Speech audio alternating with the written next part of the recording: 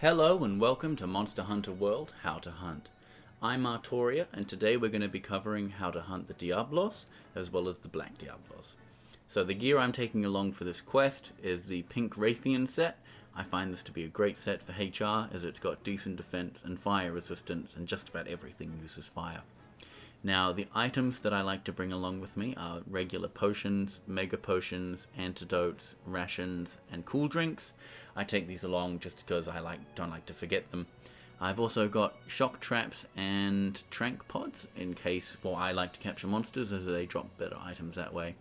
It's also good to bring along flash pods and screamer pods, as screamer pods will allow you to turn the Diablos' dig attacks into another opportunity for you to attack.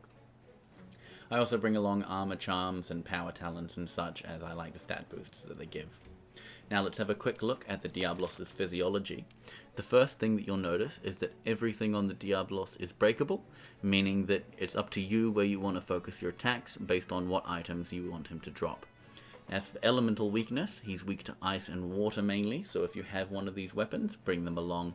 If you do have an ailment weapon, you don't really need to worry about changing it, as he's susceptible to most everything.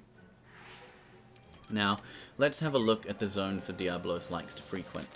So the main zones that you'll be encountering him are Zone 8, Zone 13, and Zone 14, his home zone. Now, he does also go to Zone 6 to eat, but it's not as common.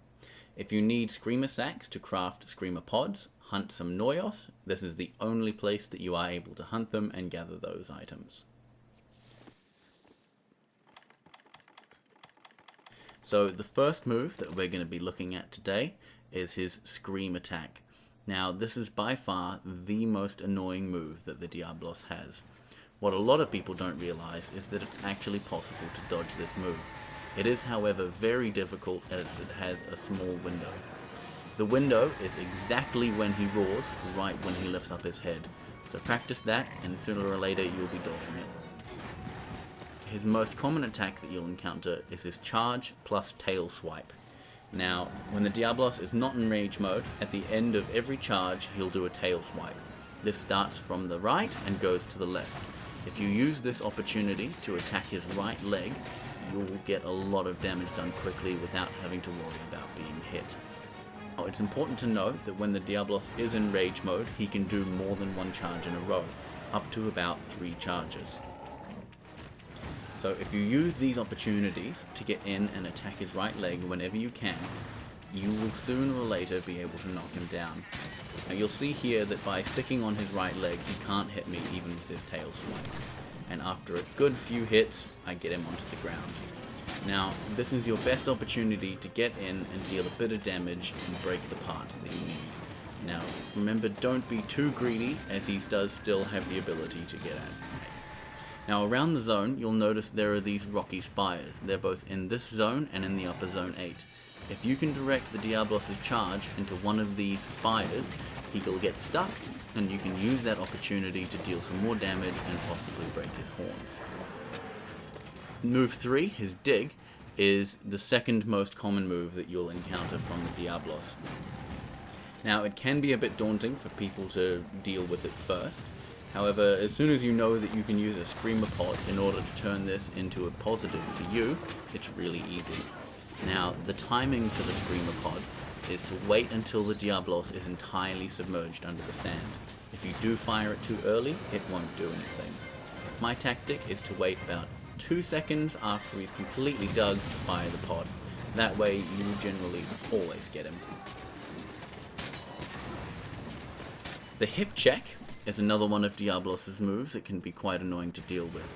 While it's quite telegraphed by a massive lean, it can catch you by surprise sometimes if you have already committed to an attack. Taunt is a great opportunity for you to get in and deal some damage. He telegraphs his taunt by swiping his left leg and then doing a bit of a growl. You only have a few seconds to get in there and do an attack, so don't be too greedy. The Diablos' double swipe can be one of the hardest moves he has to deal with. This move starts from the left and swings up to the right. Now, the trouble with this move is that he can change his direction during the attack. So the general dodging distance that you want to be away from this attack to not get hit, as you'll see, is a couple of steps and one dodge roll. So as long as you've got a bit more than that, you'll be fine and you don't need to worry. The 4-step ram can be one of Diablos' more difficult moves to gauge. It is highly telegraphed, as he takes 4 steps while turning his head into your direction. He will then lunge towards you, scraping his head along the ground. If you just keep your eyes out for his movements and watch his head, you'll be fine and won't get hit by this attack.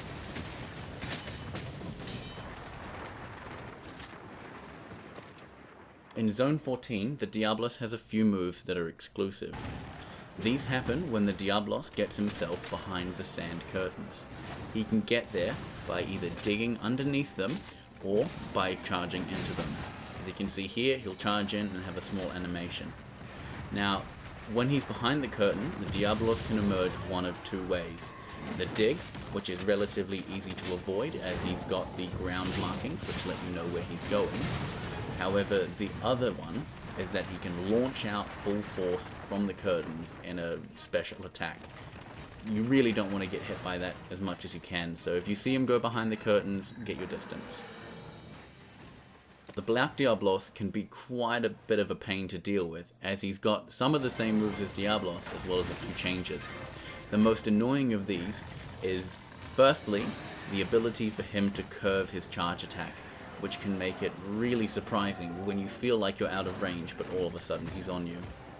The other attack that Black Diablos does that can be really difficult to deal with is his double dig. Now, in this move, he'll dig once, pause slightly, and then dig again before launching. The best thing you can do here is put away your weapon and run, unless you have a weapon that can block. It's important to note that the Diablos does not always double dig. He can still single dig. Don't get caught by surprise.